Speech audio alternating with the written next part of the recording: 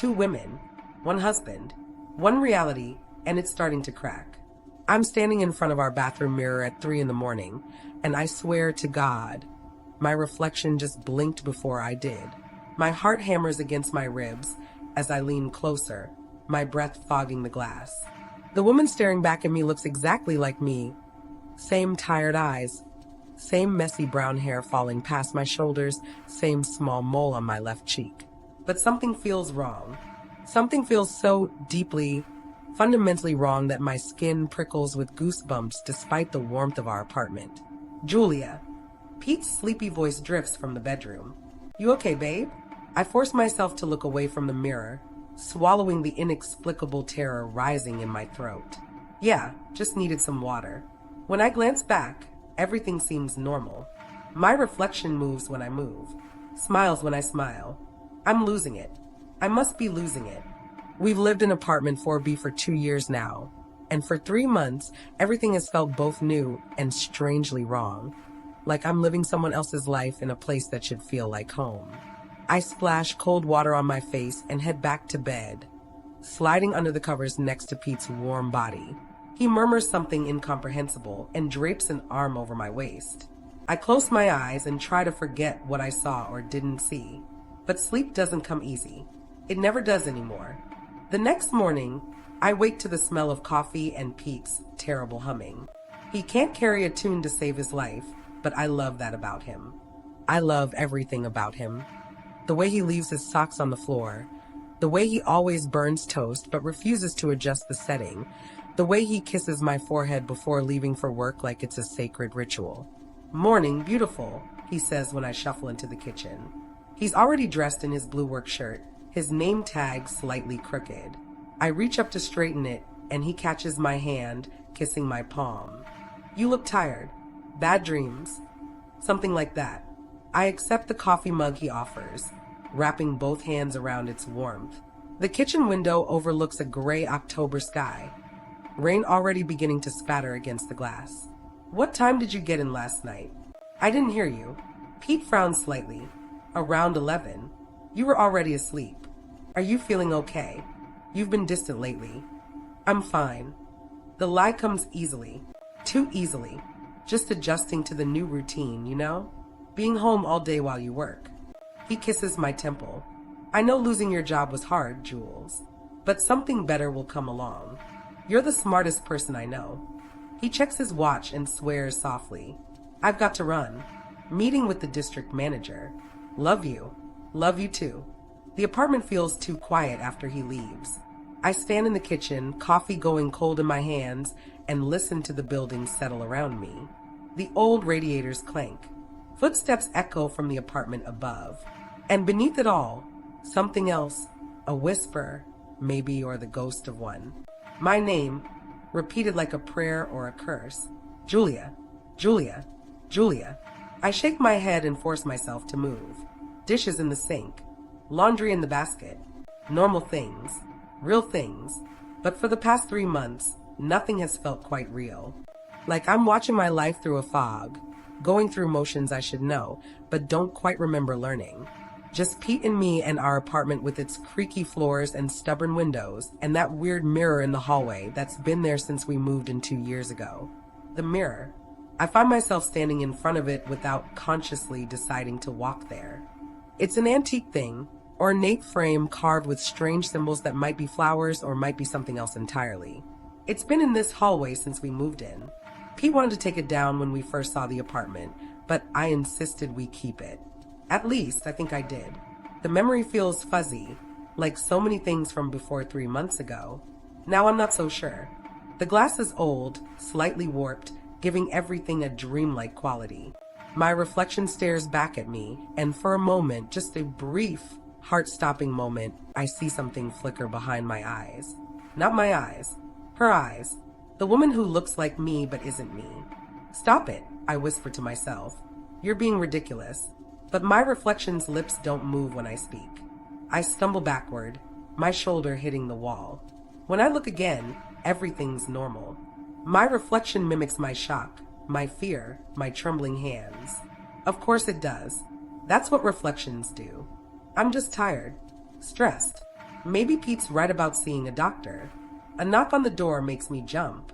Through the peephole, I see Mrs. Brennan from 4A, her gray hair pulled into its usual tight bun, her sharp eyes magnified by thick glasses.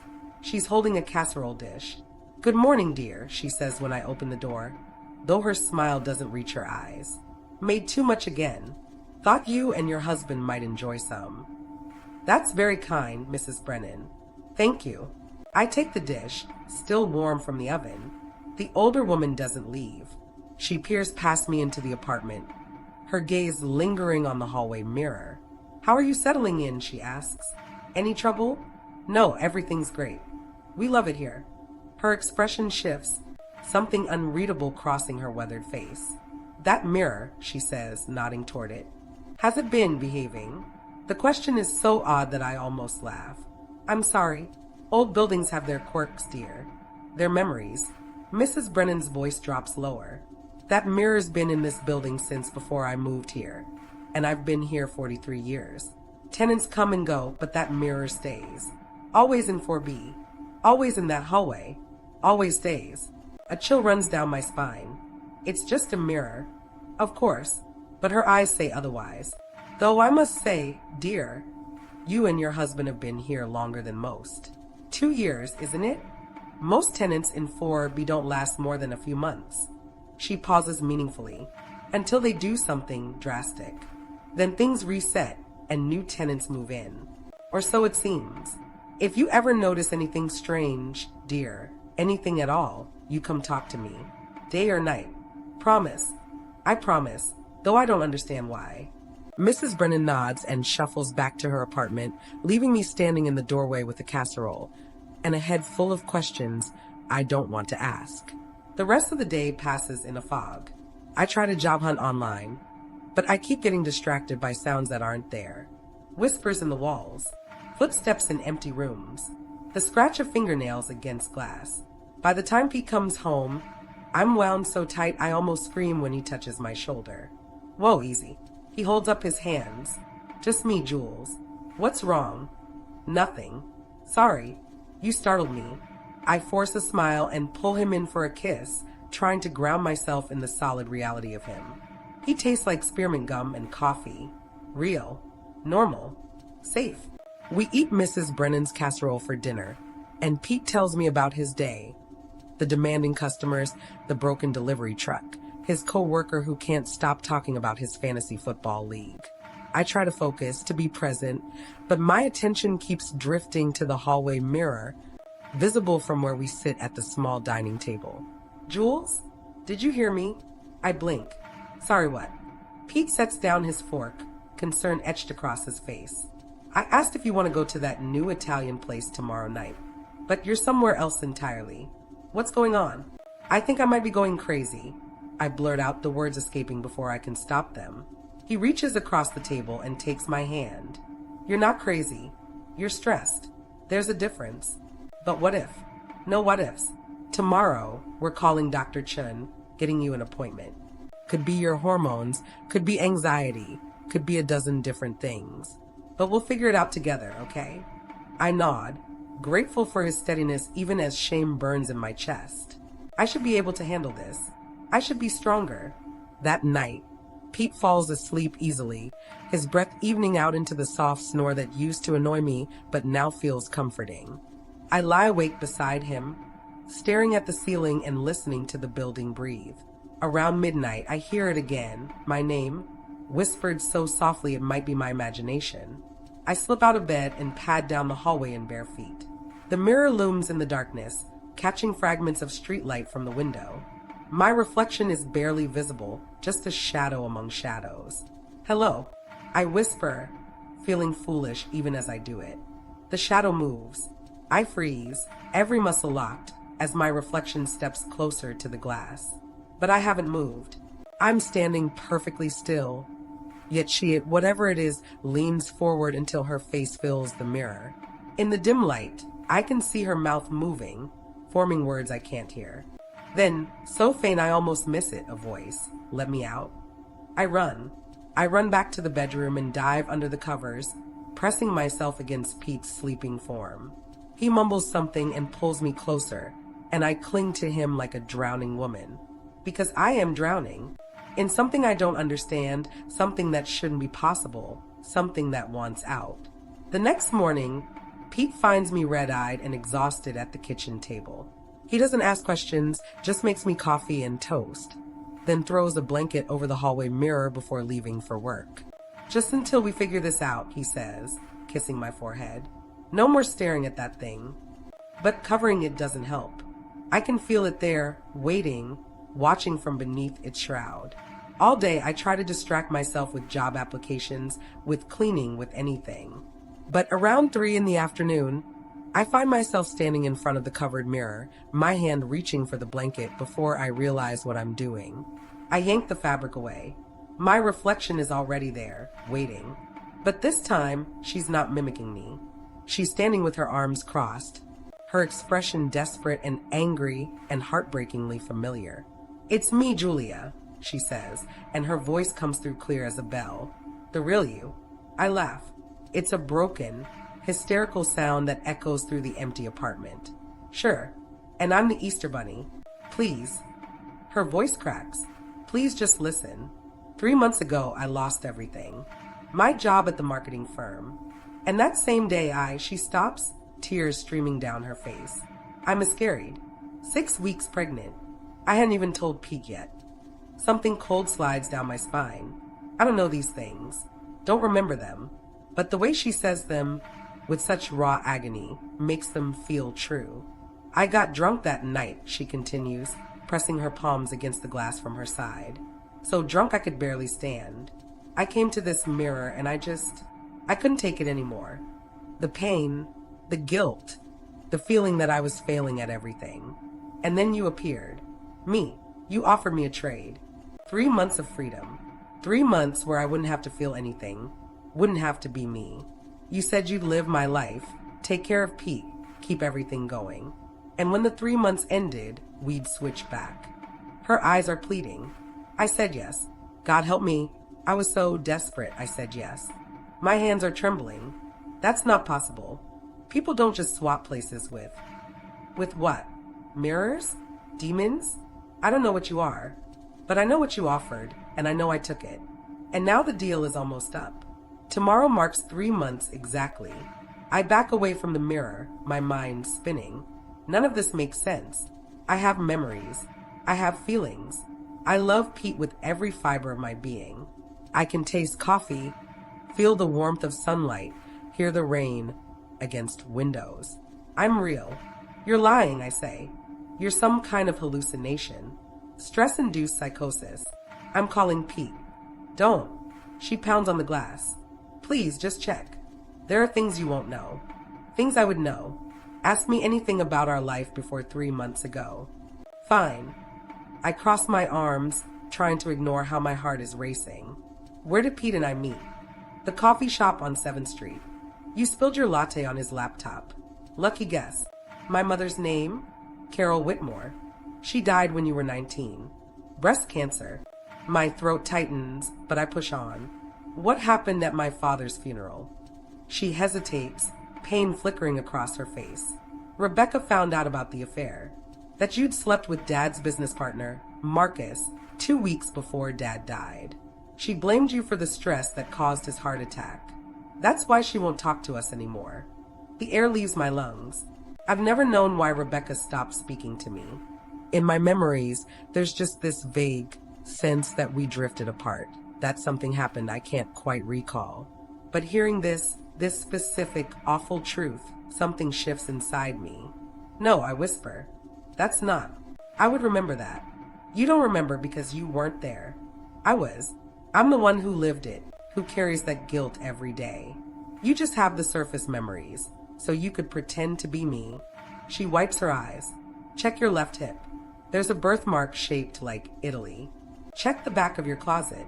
There's a shoebox with letters from Tyler, the boyfriend I cheated on. Do you need more? I stand frozen, unable to move. Because I know, even without checking, that she's right. There are gaps in my memory. Blank spaces I filled with assumptions and half-formed ideas. Things Pete mentions that I pretend to remember, but don't. This is insane. I say, but my voice lacks conviction. I know, but it's true. And tomorrow, the deal comes due. You have to let me out. You have to give me back my life. And then what? I go in there, into that cold, empty darkness. The thought makes me want to scream. You're delusional if you think I am going to believe you. Her expression hardens. You don't have a choice. That was the deal. I don't care about your deal. I didn't make it. You did. And I'm not giving up Pete, this life, everything I stop, the realization hitting me. Everything I have. The apartment door opens. Pete's home early again. I grab the blanket and throw it over the mirror just as he walks down the hallway. His face is tight with worry. Jules, we need to talk. My stomach drops. About what? I got a call from Dr. Chen's office. They had a cancellation and can see you today at 5. I'm taking you. His tone leaves no room for argument. Pete, I'm fine. Really? You're not fine. He runs his hand through his hair, and I notice how exhausted he looks. 3 days ago, I woke up and you were standing in the kitchen at 3 a.m., holding a knife, staring at nothing. When I asked what you were doing, you said you were cutting vegetables for breakfast, but there were no vegetables out, Jules. Just you and that knife. Ice floods my veins. I don't remember that. I know. That's what scares me. He takes a step closer, his eyes searching mine. And yesterday I checked your phone. You've been texting someone. The messages were strange, desperate, talking about deals and time running out and needing to stay. My heart pounds so hard I can hear it in my ears. Who was I texting? I don't know. The number came back as unavailable. But the last message you sent said, I won't go back. I'll find a way to stay forever. His voice breaks. What won't you go back to, Julia? What are you running from? I open my mouth, but nothing comes out. Because I don't know. I don't remember sending those texts. Don't remember standing in the kitchen with a knife. There are holes in my memory, and they're getting bigger. 5 o'clock, Pete says firmly. We're going to the doctor, and you're going to get help. I love you too much to watch you fall apart like this. He goes to the bedroom to change, leaving me alone in the hallway. Behind the blanket, I hear a faint whisper, time's running out.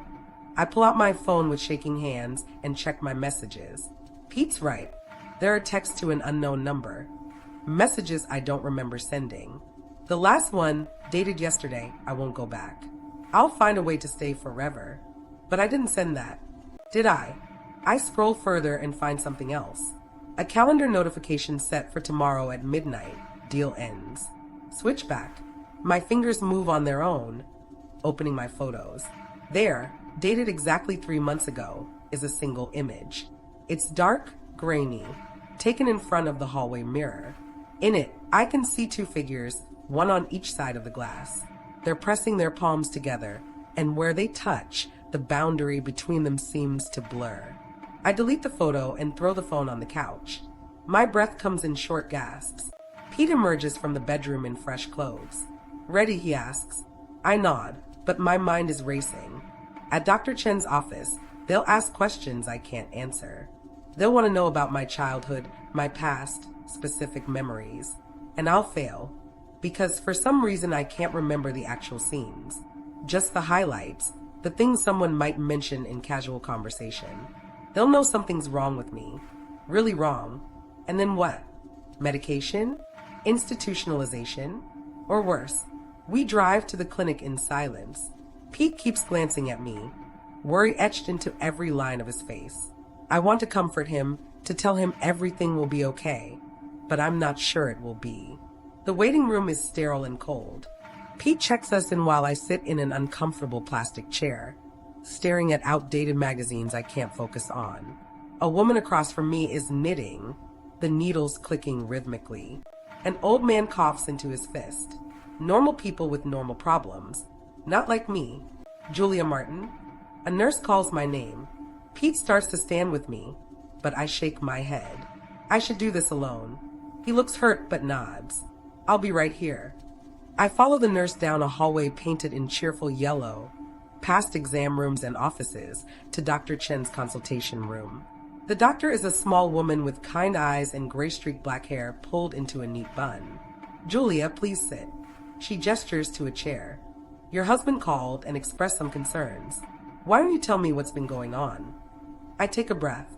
I've been seeing things, hearing things. I think I might be having a breakdown. What kind of things? My reflection. It moves on its own sometimes, and I don't remember certain events. Things Pete says happened, but I have no memory of them. Dr. Chun makes notes on her tablet. Are you currently under any unusual stress? Recent trauma or significant life changes? Not really. I pause. I lost my job 3 months back. I see. Any history of mental illness in your family? I open my mouth to answer and realize I don't know. I don't know anything about my family medical history because I don't actually have a family. I'm not sure, I say carefully. She asks more questions about my childhood, my relationship with my parents, previous relationships. I answer as best I can, piecing together information from the fragmented memories I possess. But I can feel her growing suspicious, noting the vague answers, the hesitations, the gaps. Julia, she says finally, setting down her tablet. I'm going to be direct with you. Your symptoms could indicate several things: dissociative disorder, psychosis, severe anxiety. But there's something else I'm noticing. You seem disconnected from your own history, almost like you're reciting facts rather than remembering experiences. My hands grip the armrests of the chair.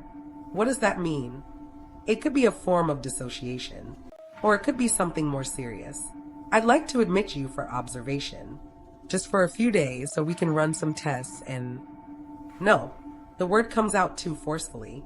I'm not going to a hospital. Julia, I really think. I said no. I stand abruptly, my chair scraping against the floor. I'm fine. I just need to sleep better.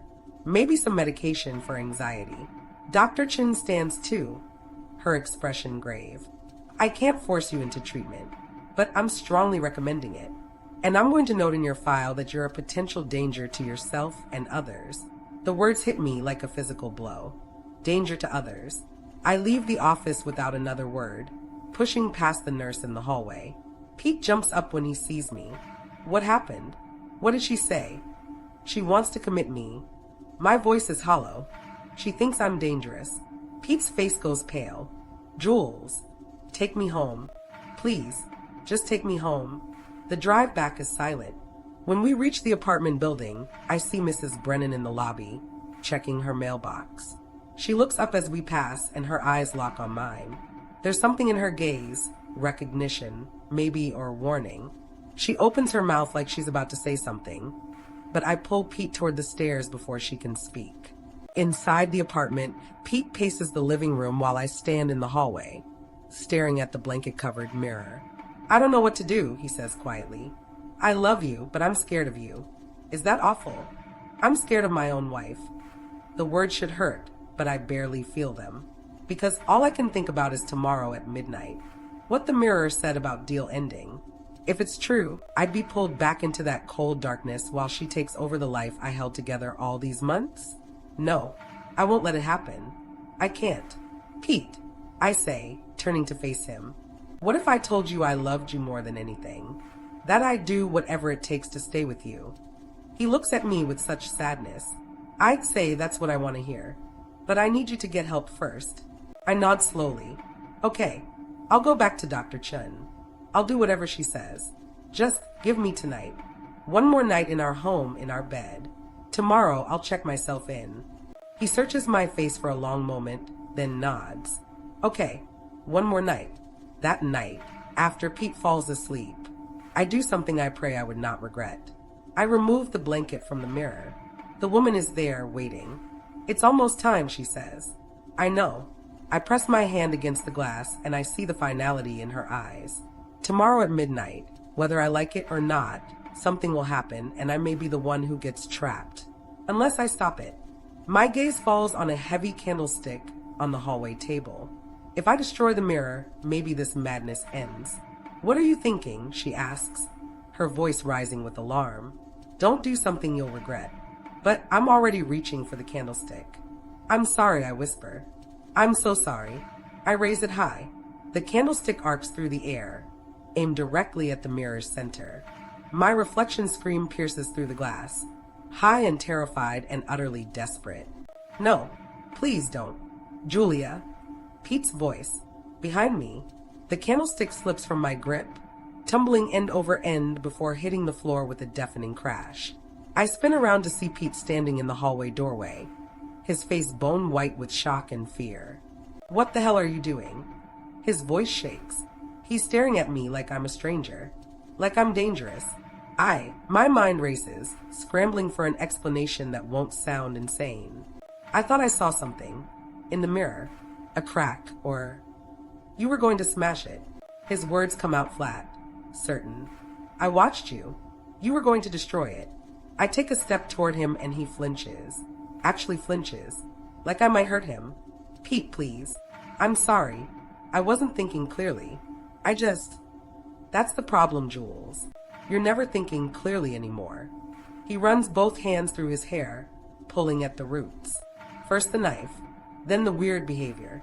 Dr. Chen saying you're potentially dangerous. And now this. What's next? What else are you going to do? Nothing. I promise I won't. You can't promise that. His voice cracks. You don't even remember half the things you do. How can you promise anything? Behind me, I sense my reflection watching through the glass. Waiting, probably relieved that Pete stopped me. Pete moves forward slowly, like he's approaching a wild animal. He picks up the candlestick without taking his eyes off me. We're going back to bed. Right now. And tomorrow morning, first thing, we're calling Dr. Chen again. This can't continue. Pete. Now, Julia. His tone leaves no room for argument. Walk in front of me. Slowly. The humiliation burns through me like acid. He doesn't trust me. I walk to the bedroom with him following 3 feet behind, the candlestick still in his hand, like a weapon. In the bedroom, I climb into bed and he sets the candlestick on the nightstand, his side, not mine, then slides in beside me. But he doesn't reach for me, doesn't pull me close. He lies on his back, staring at the ceiling, his body rigid with tension. I love you, I whisper into the darkness. I know. His voice is hollow. That's what makes this so hard. We lie in silence for what feels like hours.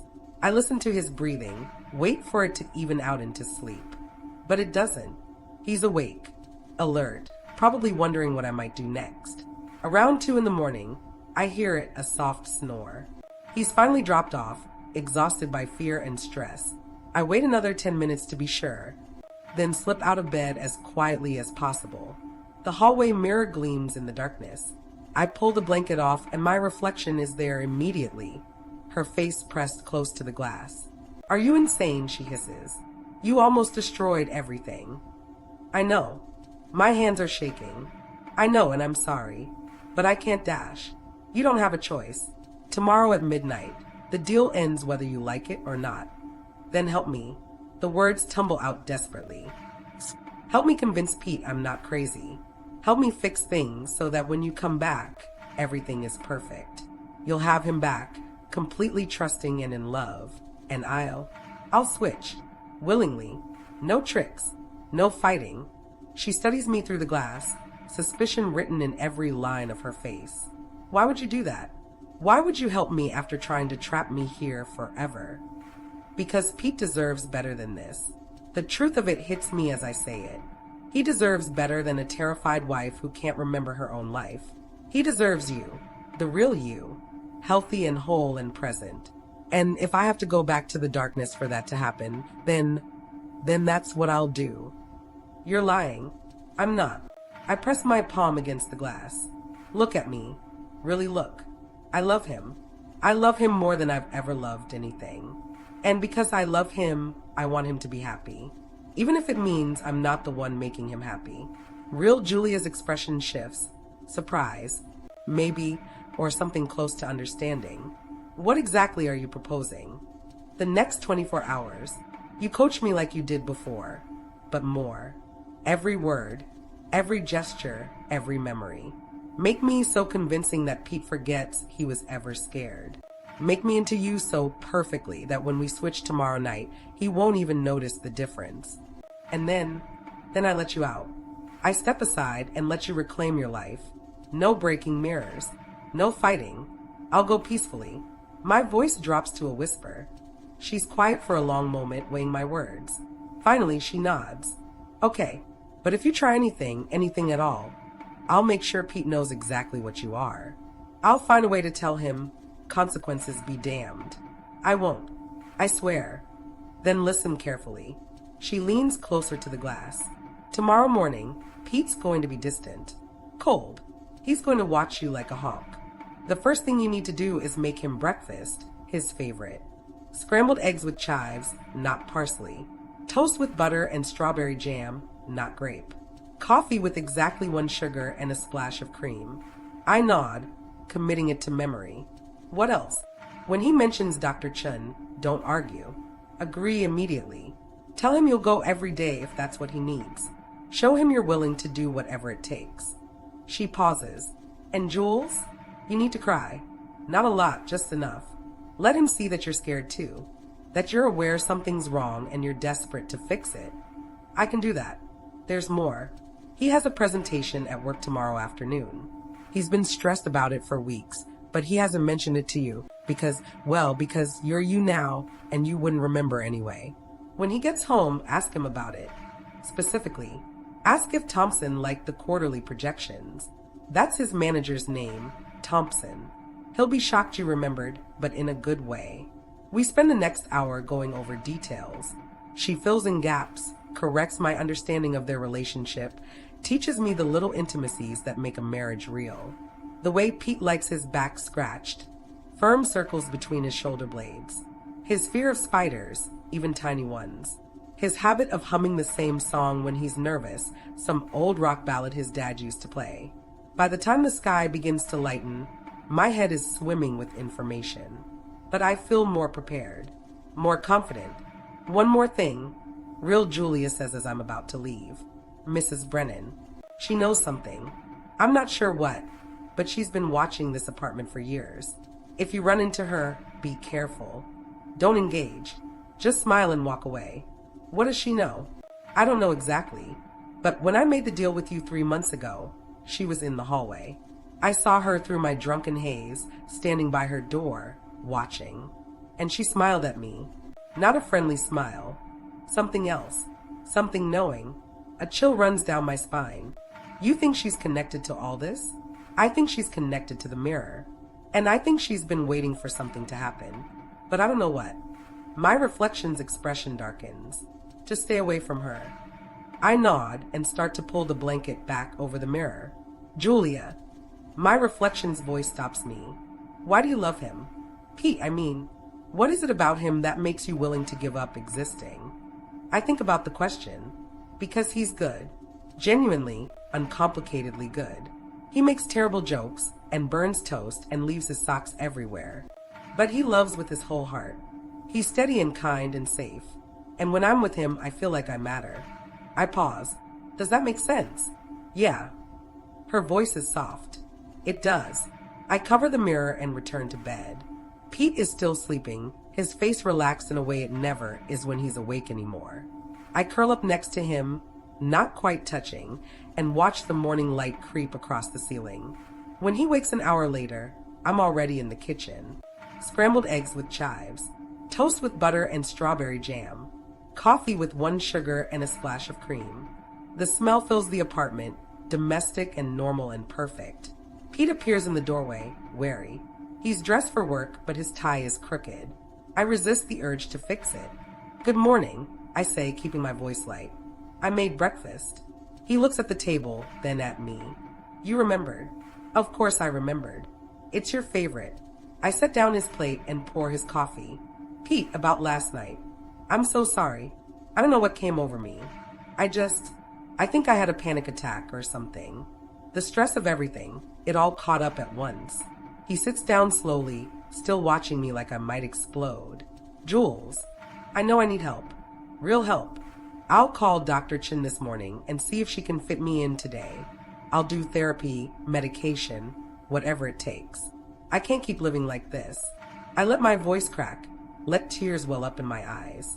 I'm scared, Pete. I'm so scared of what's happening to me. His expression softens fractionally. I'm scared too. I know. And I'm sorry for putting you through this. I sit across from him, but I'm going to fix it. I promise. He picks up his fork, takes a bite of eggs. I watch his face carefully. Did I get it right? Did real Julia remember correctly? These are perfect, he says quietly. Just like you used to make them. Relief floods through me. Good. I'm glad. We eat in silence, but it's a different silence than last night. Less hostile. More hopeful, maybe. As he's leaving for work, I straighten his tie without asking. He lets me, and when I'm done, he kisses my forehead. Brief, almost hesitant, but it's contact. It's something. Good luck with your presentation today, I say. I know Thompson can be tough, but you've got this. Those quarterly projections are solid. Pete freezes, his hand on the doorknob. He turns to look at me, his eyes wide. I smile. Call me after and let me know how it goes. He nods slowly, something shifting in his expression. Not quite trust, but maybe the beginning of it. Yeah, okay, I will. After he leaves, I spend the day checking in with my reflection. She's there whenever I need her, feeding me information, correcting my mistakes, helping me become her. I call Dr. Chen and schedule an appointment for tomorrow. I clean the apartment, do the laundry, make dinner, chicken parmesan, Pete's second favorite. But there's more now. My reflection gives me deeper memories, richer details. When Pete talks about last summer, she says through the mirror, remember the weekend we spent at his parents' lake house. You got sunburned because you fell asleep on the dock. He put aloe on your shoulders and kissed each one. When he mentions our anniversary dinner in March, tell him the lobster was overpriced, but worth it because he looked so happy. When he asks about the argument we had about adopting a cat last December, remind him we compromised. We'd wait until after the promotion. I absorb it all. These memories of a life lived over 2 years, not 3 months, and my reflection has the texture, the details, the emotional weight. This makes me wonder, so I am truly a fake. Whoa, you have fragments of our 2 years together, she explains. Just enough to function, to pass as me on a surface level. But Pete knows me deeply. He knows the woman he's lived with, laughed with, fought with for 2 years. That's why he's been confused. You have the outline, but I have the substance. When he comes home that evening, he's beaming. Thompson loved it. Loved everything. He's recommending me for a promotion. Pete, that's amazing. I throw my arms around him, and he holds me back, really holds me, for the first time in days. I'm so proud of you. Over dinner, he relaxes completely. We talk and laugh, and it feels almost normal. Almost like we're just a regular couple having a regular evening. When we go to bed, he pulls me close and I fit against him perfectly because this is where I've slept for 3 months, where I've memorized every curve and angle of his body. I miss this, he whispers into my hair. I missed you. I'm here, I say. I'm right here. But I'm not. Not really. In less than 24 hours, I'll be gone, and the real Julia will be here in my place. Pete will never know the difference. He'll wake up next to his wife who has complete memories, and everything will be as it should be. And I'll be stuck in God knows where, alone forever. And the thought of it terrifies me. Later that night, after Pete falls asleep, I visit the mirror one more time. Real Julia is waiting, her expression unreadable. Tomorrow, I say. Tomorrow, she confirms. Midnight. Are you ready? I look back at the bedroom where Pete sleeps, peaceful and trusting again. No, thank you. Her voice is soft. For fixing things. For making him happy again. I smile and start to cover the mirror, but her voice stops me. If there was another way, if you could stay somehow, would you take it? I think about the question. About what I am and what I'm not. About the life I've been living and the life I'm about to lose. Yes, I admit. In a heartbeat. She nods slowly and something flickers across her face. Not quite guilt, but close. I'm sorry. I'm sorry you have to go back. Words fail me. So I cover the mirror and return to Pete, spending my last night in his arms. Tomorrow, everything changes. Tomorrow, everything changes and one of us disappears. The final day passes in a haze of bittersweet moments. Every cup of coffee tastes sharper. Every touch from Pete feels more precious. I memorize the way sunlight filters through the kitchen window. The sound of his laughter when I tell a joke, the warmth of his hand in mine. At 6 p.m., Pete comes home with flowers, a bouquet of sunflowers, bright and cheerful. For my wife, he says, kissing me. For being so strong this week. For fighting to get better. The guilt nearly chokes me, but I swallow it as we make dinner together. Homemade pasta.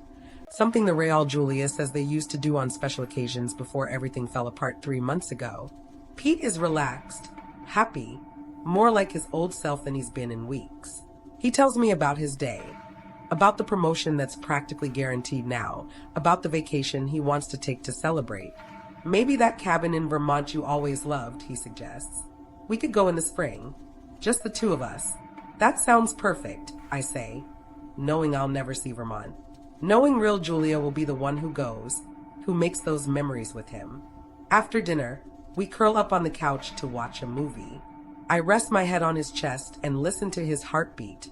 Steady, strong, alive. He strokes my hair absently, and I try to commit the sensation to whatever passes for memory in my existence. Jules, he says during a quiet scene, I'm proud of you. I know this week was hard, but you did it. You came back to me. I tilt my head up to look at him. I never left. Not really. He kisses me, soft and tender, and I taste salt. I'm crying. When did I start crying? Hey, he wipes my tears with his thumb. What's wrong? Nothing. I'm just happy. So happy to be here with you. Me too. He holds me tighter. Me too. At 11 p.m., Pete yawns and suggests we head to bed. My stomach knots with dread. 1 more hour.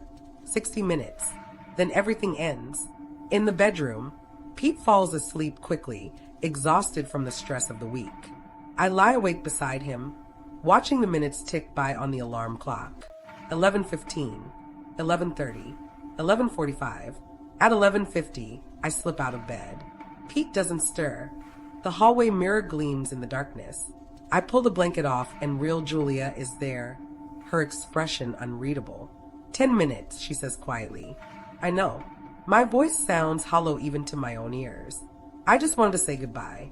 Properly. You kept your word. You fixed things with Pete. He trusts you again, trusts me again. She presses her palm against the glass. Thank you. I know how hard this must be. I mirror her gesture, my palm against hers with only the glass between us. Take care of him. Love him the way he deserves. I will. I promise. She pauses. I'm sorry you have to go back. If there was another way. There isn't. We both know that. I force a smile. It's okay. I got to feel alive, even if it was just for 3 months. That's more than most of my kind ever get. 5 minutes. The pull begins. 3 minutes. Julia. Real Julia's voice is soft. Can I ask you something? Anything. When you came to me 3 months ago when I was drunk and desperate and begging for relief, did you know? Did you know I'd want to come back? The question catches me off guard. What do you mean? Did you know that 3 months wouldn't be enough? That I want my life back? Her eyes are searching, intense. Or did you think I'd let you keep it forever? 2 minutes. I open my mouth to answer, but the words stick in my throat. Because the truth is, I don't know. I don't remember making that deal. Don't remember being anything before I woke up in this body 3 months ago. My existence before is just blank, empty.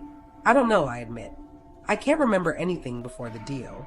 It's like I didn't exist until that moment. Real Julia's expression shifts. Surprise, then something darker. Suspicion. That's not possible. You offered me the deal. You spoke to me, made promises. I mean, now that we are about to switch, shouldn't you have your memories back? 1 minute. The pull intensifies, becoming painful, but I can't recollect a single thing. My edges start to blur, but I see Real Julia's face change, not relief or gratitude, but fear. Wait, she says. Something's wrong. This doesn't feel right. What do you mean? Panic rises in my chest, but before she got the chance to answer, the world tilts. Through the mirror, behind Real Julia, I see something move in the darkness. A shape, a figure, something with too many teeth and eyes that gleam with ancient hunger. 20 seconds. There's something behind you, I whisper. Real Julia spins around, and her scream pierces through the glass. The thing behind her lunges forward, wrapping around her like smoke, and suddenly she's being pulled backward, away from the glass, into the depths of the mirror realm. No, no, let me go. Her voice is fading, distant. Help me, please. 10 seconds. I pressed both palms against the glass, trying to reach her, but she was going farther and farther away from me. Behind me, Pete appeared in the hallway. I could see him from the mirror. Julia, he calls out. Jules, where are you? 5 seconds. The switch doesn't happen and I'm still standing in the hallway, and Pete, he is staring at me, his face pale with confusion. Jules? What just happened? I heard screaming. I looked down at my hands, then at the mirror. In the glass, I see my reflection, but it's not mimicking me. It's real Julia, and she's pounding on the glass, screaming silently. Jules? Pete takes a step closer. Are you okay? You look like you've seen a ghost. Behind real Julia in the mirror, the creature emerges from the shadows. It's massive now, taking shape, a woman, ancient and twisted, with my face but wrong, all wrong. She smiles at real Julia with too many teeth, then turns her gaze to me. When she speaks, her voice echoes both from the mirror and inside my head. Did you really think it would be that simple, child? Pete can't hear her. He's looking at me with concern, reaching for my arm. Julia, talk to me. You're scaring me. The creature in the mirror continues, ignoring Pete entirely. You're not the entity who made the deal. You never were. You're just another Julia. The Julia from 3 months before her. The one who made the deal 6 months ago. My blood runs cold. What? The cycle, darling. It's always been a cycle. She gestures to real Julia, still pounding uselessly on the glass. She thinks she's the real one. She thinks 3 months ago she lost her job and her baby and made a desperate deal. But she's not the first. She's just another Julia in a long line of Julias. And before her was another. And before her another. And another. All living in this apartment. All standing before this mirror during their darkest moment. That's not possible, isn't it? The creature's smile widens. Look at her. Really look. I force myself to focus on real Julia in the mirror, and I see it, subtle differences I missed before. A small scar above her left eyebrow that I don't have. Her hair is slightly longer. Her wedding ring is a different style.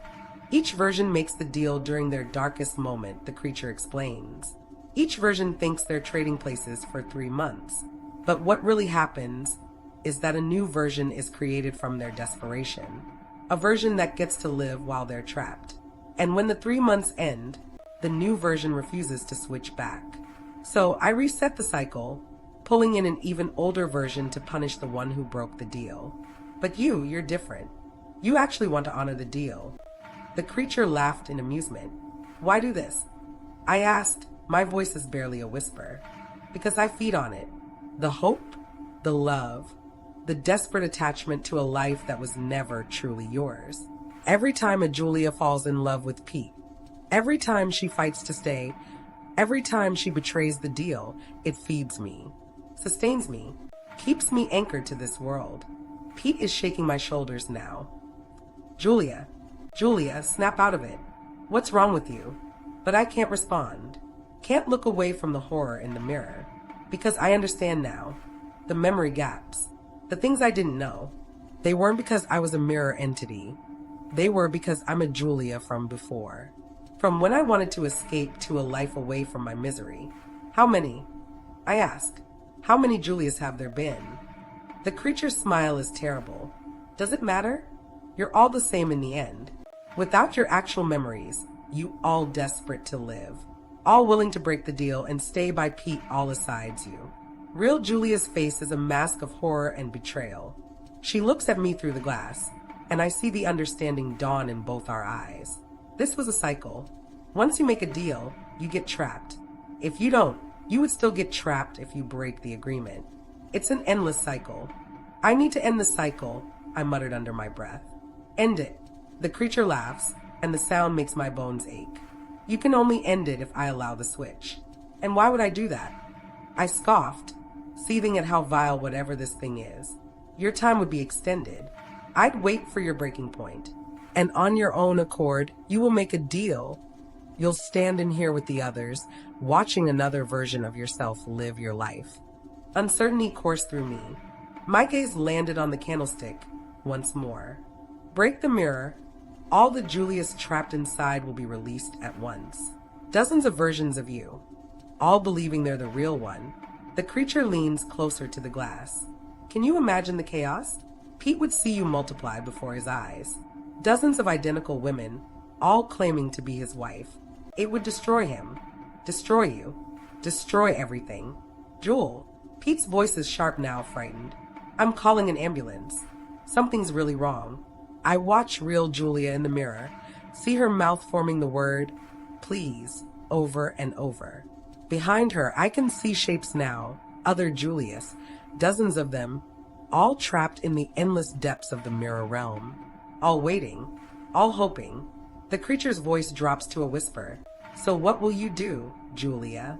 Will you smash the mirror and unleash chaos? Or will you keep the cycle going, knowing what you know now? This is your chance to be with Pete like you want. Go for it. Pete has his phone out, dialing.